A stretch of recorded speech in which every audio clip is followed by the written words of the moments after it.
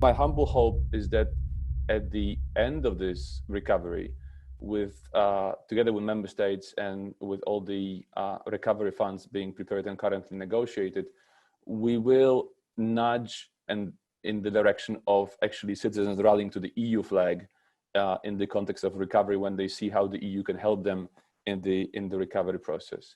And how to do this, of course, is to essentially transform our economies into green, digital, and resilient. And doing this has to be done in an extremely transparent way, which is why I think the involvement of the Parliament is critical. As Parliament, we are writing a report on the long-term strategy for industry in Europe.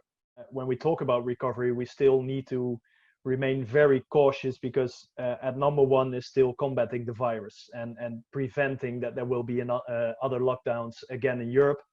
We are seeing that happening already in Europe now and the rest of the world, and that's what will hit our economy and industry even more.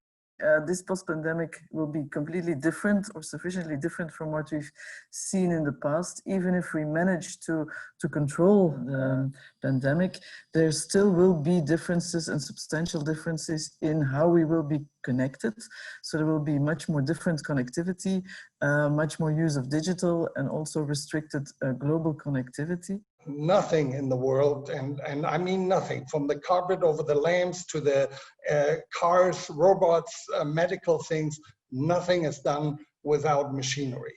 So the way we look at it is whatever restart we are configuring, we see ourselves, the machinery industry, as a key driver for new solutions we need in many fields, environment, digital, whatever it is. If we invest, we need to invest it in the thing that immediately brings jobs. So in a changing world, it's crucial that we protect our companies and at the same time still keep our view on the world and have trade relations. But we need to protect and guarantee a level playing field. If there was one lesson from this crisis, is that much as we don't have control of what happens outside the EU, but in the EU as a political unity with 27 member states, it will be very important both for the institutions and the member states and the regions to stick to the single market commitment and not disturb the flows of factors of production in the single market. Trust is really very important.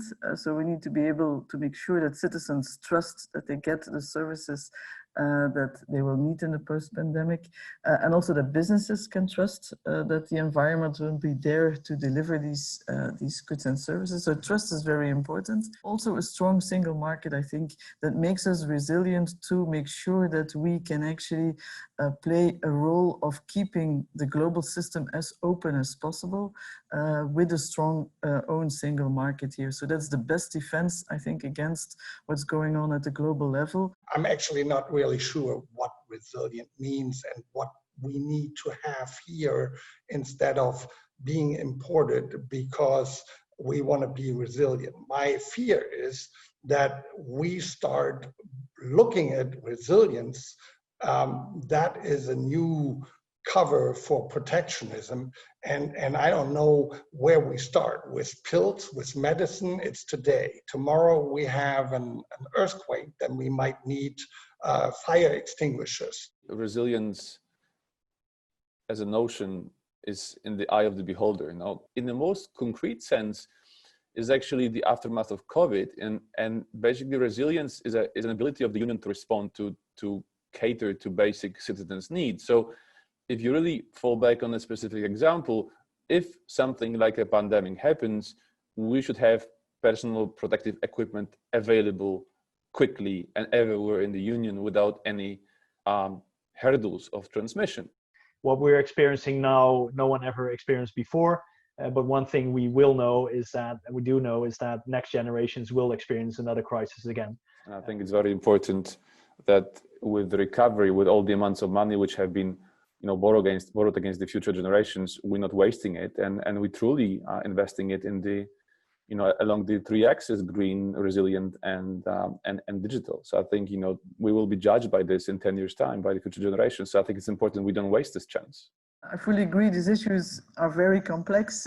So what we need is also very skilled policy making here in order to really balance the different instruments very well. In the past, we did well. Let's see that we don't focus on money spending in the future, but think about if there are more regulation things we can work with, which probably has on the long run even a better result than spending too much money. That would be my advice at this moment. But communication is key, and it's on us and the science and politics and administration to sit together to find the right way out of it.